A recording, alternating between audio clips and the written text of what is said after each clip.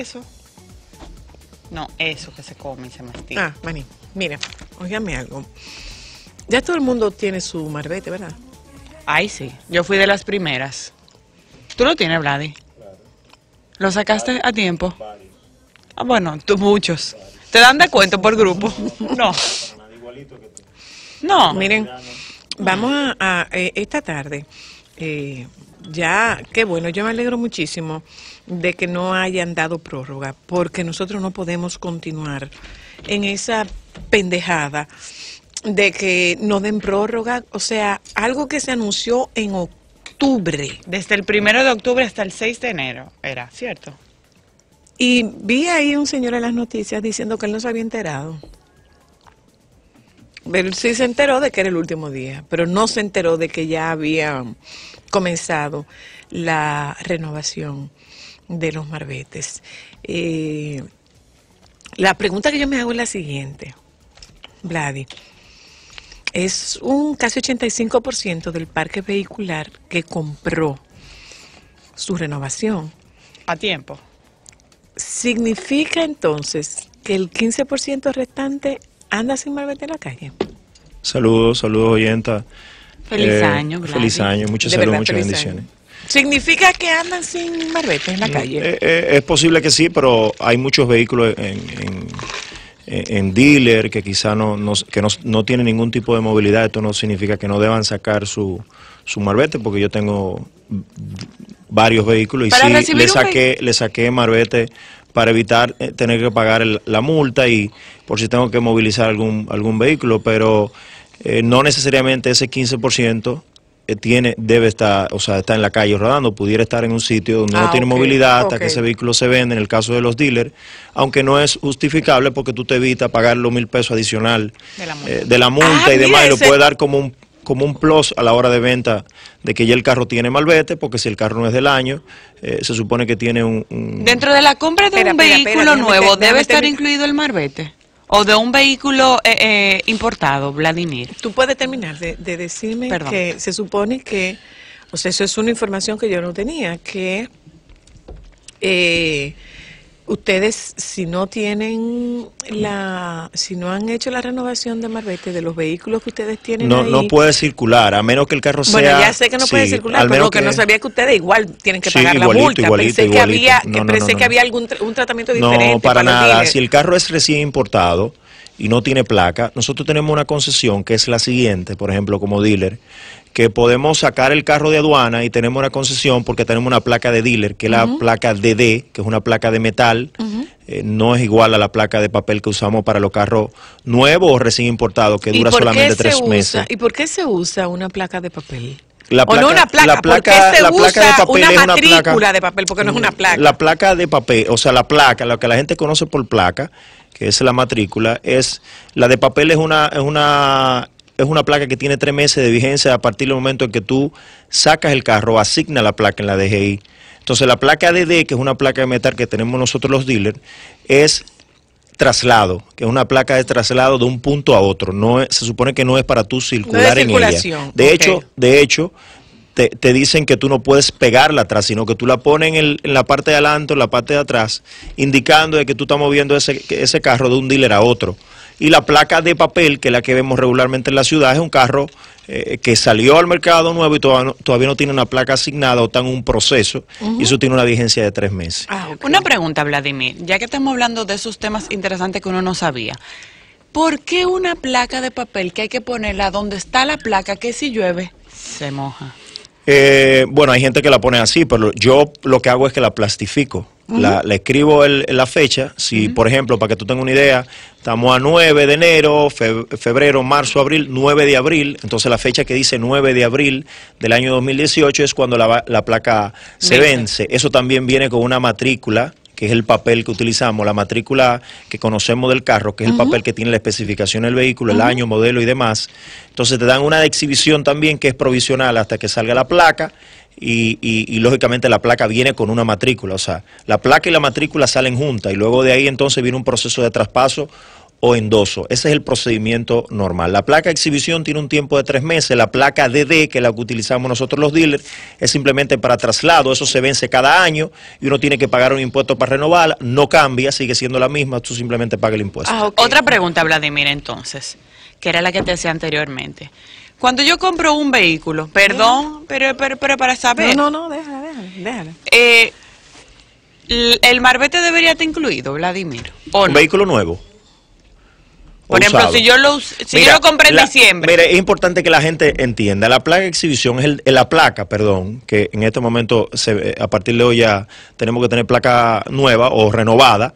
Es el derecho a circular. Es el derecho que yo pago al Estado para circular. El impuesto que yo pago para poder circular. Entonces yo, por ejemplo, en los casos míos, lo que hice fue que saqué placa y le doy como un plus. Eso yo lo hago ya como una estrategia. Mira, te estoy entregando el carro y ya tiene placa. Pero no es una obligación, porque yo compro el carro y yo debo pagar mi impuesto de yo circular en el carro. Si es nuevo el carro, debe salir con su placa nueva, entiéndase. Los carros que se vendieron para finales de diciembre, las ferias que tuvieron los bancos, deben salir con su chapa y placa nueva, no pueden salir con la del 2017. Entonces eso no es obligatorio, pero pudiera ser una estrategia que tú utilizas, un plus que tú utilizas para poder vender el carro y darle esa facilidad. O sea que la placa es el derecho que yo tengo a circular. Se supone que quien debe pagarla es quien utiliza el carro. Claro. Igual, que la gente hace mucho esa pregunta y también es importante que lo sepan, quien paga el traspaso de un carro o de cualquier bien es quien compra, quien lo compra. Hay mucha gente que está confundido con eso. Si yo compro un carro, yo soy el que debo de pagar el 2% de lo que dice la tabla de la DGI, lógicamente con otros gastos legales de abogado y demás que se pagan. Bueno, Vladimir no vino hoy para hablar de placas, pero aprovechando que está aquí, bueno, pues podríamos hacer un par de preguntas al respecto. Mire, ayer yo publiqué una fotografía en mi cuenta de Instagram en la que ponía que ya yo era oficialmente abuela porque tenía una silla dentro de mi vehículo. Fija, y tuya. Mi silla y mi coche, las dos cosas. ¿Cómo? Sí, silla y coche. No, silla no. Eso no es silla, eso es un cargador o un portabebé. Entonces, me han dicho mucha gente que no debe ser en el asiento del medio, que se ponga una silla de bebé. Un portabebé, un cargador, como usted quiera llamar. Un portabebé, por la edad que tiene, por el peso de Mateo. Después ya es una silla y después es un elevador.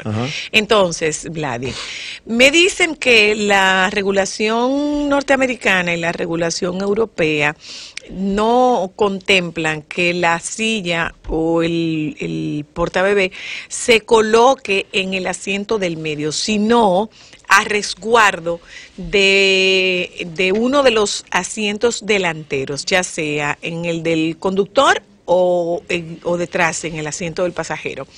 Y que si tienes bolsas de aire, debes apagar las bolsas de aire. Si el carro te permite eso, no todos los carros, no todos los carros permiten eso. ¿Dónde va la silla del bebé? Mira, los expertos dicen, hay algunos que dicen, pero más o menos lo que yo he podido recoger en el tiempo que tengo chequeando, lo que recomiendan la gran mayoría de expertos, las últimas medidas de seguridad en cuanto a eso, es el centro, y esto tiene un porqué. A ver.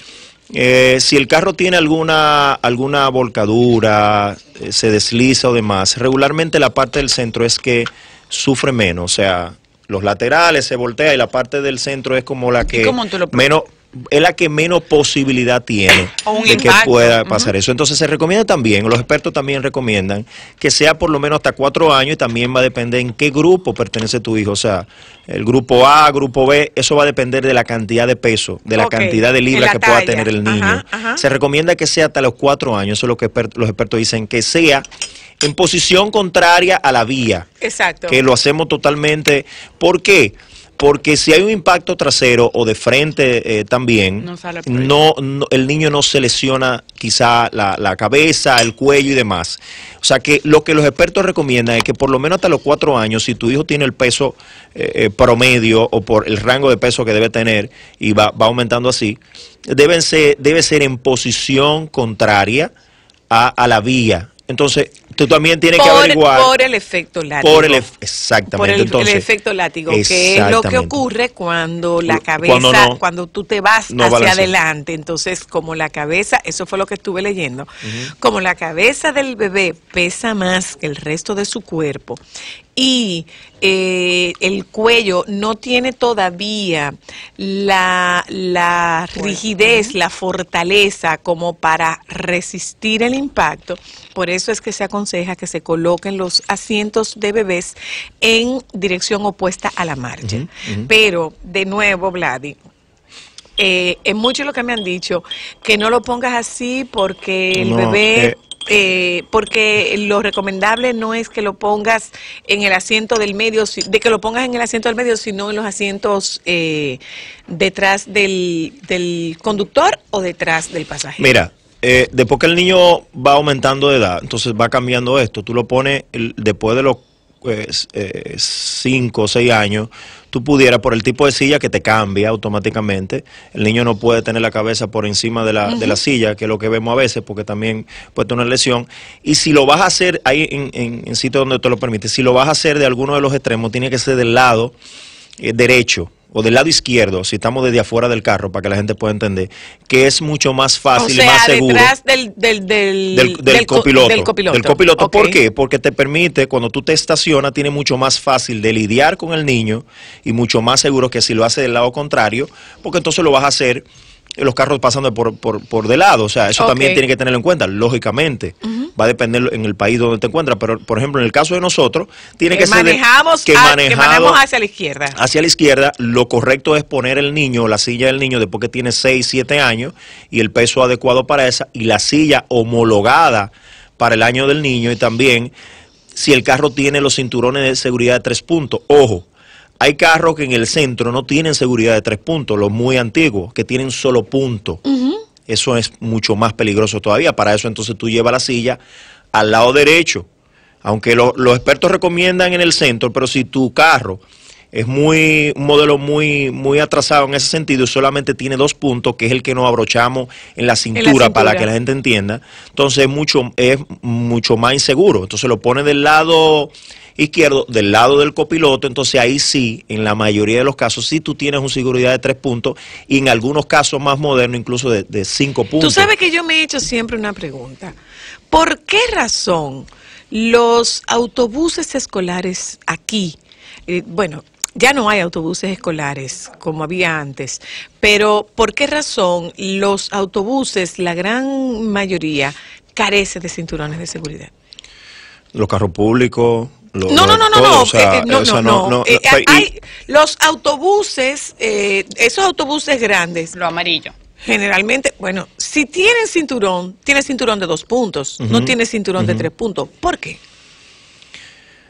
Yo entiendo que por la velocidad, quizá la posición en que quedamos cada uno, o sea, no es lo mismo un carro pequeño, o sea, el accidente, el choque, la presión no es lo mismo, pero sí, lo que tú dices es real. La mayoría de los autobuses muy grandes tienen, incluso el interior de los autobuses muy grandes es parecido a un avión, o sea, el mismo sistema, si lo comparamos, vemos, yo entiendo que no estoy 100% seguro, pero entiendo que es por el tamaño y la dimensión del autobús y quizás el accidente o los accidentes que pudieran pasar no amerita esto. Ahora un carro pequeño, que el impacto es, si es fuerte por detrás, es más concentrado. Vemos esa similitud entre los aviones y los autobuses muy grandes, que la seguridad e incluso el diseño es muy parecido a la de un avión. Incluso los cinturones, los embragues que vemos en los aviones muy parecidos a los cinturones de seguridad de los autobuses de alta gama o muy grandes, de 54, 52 pasajeros. Bueno, como está lloviendo, Vladi, no viene mal que toquemos un poco de cuidado cuando estamos manejando, porque mira, yo me fui a una vuelta, me fui a la vuelta al lago y de repente mi vehículo comenzó a temblar. ¿Por qué? En el frenado. ¿Qué hora era eso? ¿Era tarde? ¿Era muy temprano en la mañana? No, era... Cuando tú frenabas al pasito, te daba un poquito de vibración. Vibraba un poco, pero ya era un tema te sigue, de... No, te no, sigue. no, tú supiste que No. inmediatamente Yo sé. llegué, cogió para el taller. Mira, eso pudiera ser... Era rectificación de Sí, discos. mira, pasa eso porque a veces estamos en un país que el clima varía mucho y en estos tiempos el clima estaba variando mucho. Comenzó a llover, tenemos mucho charco en la ciudad, tú vienes con los discos, se calientan, lo pasa por un charco, regularmente los discos se doblan. Se doblan un poquito y por eso entonces cuando después pasa todo vemos que tenemos un poquito de vibración y lo que se hace es, lo ideal sería rectificarlo porque así no te gasta la zapatilla de un lado más que de otro. O sea, eso pasa en la mayoría de los casos, por eso no estoy diciendo que necesariamente sea eso, pero en la gran mayoría es porque pasamos con los discos calientes, pasamos por un charco de agua y en algunos casos se dobla un poquito. Pero esa vibración es solamente que tú lo sientes a alta velocidad o igual tú lo sientes cuando tú estás casi transitando por la ciudad. Casi frenando, no, tú lo sientes igual. Lo que pasa es que si el frenado es brusco, tú no lo sientes mucho, pero cuando tú comienzas a frenar al paso, gradualmente sí tú lo vas sintiendo la vibración y mientras más va pegando el freno, menos te vibra. O sea, esa es la temática. Nosotros hemos hablado muchas veces de cuidado de vehículo, Vladi, pero nosotros hemos conversado muy poco sobre interior del vehículo. ¿Cómo cuidarlo? Sí, cómo cuidar el interior del vehículo. ¿Para qué poner forros si tus asientos son de piel? ¿O para qué Eso ponerle era lo- forros para- si el vehículo no. viene ¿El forrado? tuyo tiene piel? No, el No, mío pana. no tiene piel. Mira. No, tampoco. El mío tiene tela. Lo que pasa es que se le iban a poner asientos de piel, pero era Pero tan no chula crea, la tela no que a mí crea. yo la preferí. Mira qué es lo que pasa. Lo ideal en los países como los nuestros, por el calor, es pana o tela, una tela fresca, suave. Y se maltrata mucho menos porque el sol, el pues, caliente, quema la señores, piel, cuando tú la daña parqueas la un piel. carro en el sol, Se te queman los fundillos. tú tienes que abrirle, o sea, Aunque tú le pongas los forros. es un poco más incómodo, entonces, aunque tú le pongas los forros, o sea, emana el caliente de un poco menos, pero sí. Entonces, la piel se maltrata un poco más, el mantenimiento es un poquito más, porque tú tienes que hidratar la piel, así mismo como tú hidratas la piel de tu cuerpo. Cada cierto tiempo tú tienes que darle un tratamiento de piel o una crema a la piel especial para eso.